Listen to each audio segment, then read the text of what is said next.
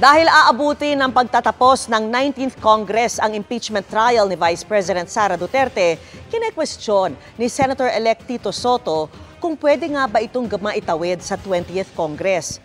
Magkaiba raw kasi ang sinasabi ng impeachment rules at Senate rules tungkol dito.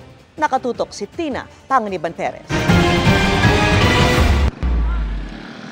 Kulang 2 linggo na lang bago mag-adjourn ng 19th Congress.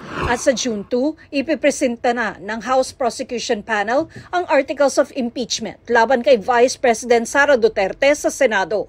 Ang sabi ngayon ni Senator-elect Tito Soto, may posibleng komplikasyon kung maitatawid ba ang impeachment trial sa 20th Congress na magsisimula pa sa Hulyo. Sa impeachment rules, kailangan tapusin yung impeachment. Yung Senate rules ang nagsasabi, based on the Constitution, na pag-adjourn sinidi kayo, lahat ng business nyo patay. It's a justiciable issue, pwede dalhin sa Supreme Court.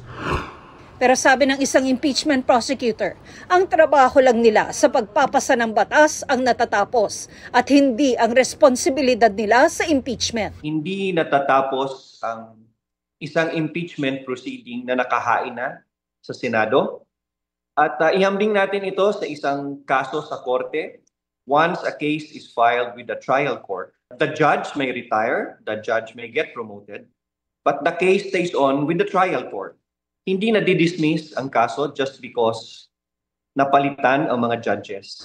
Ayon sa ilang impeachment prosecutors, isang kasamahan lang nila ang magbabasa ng Articles of Impeachment sa Senado.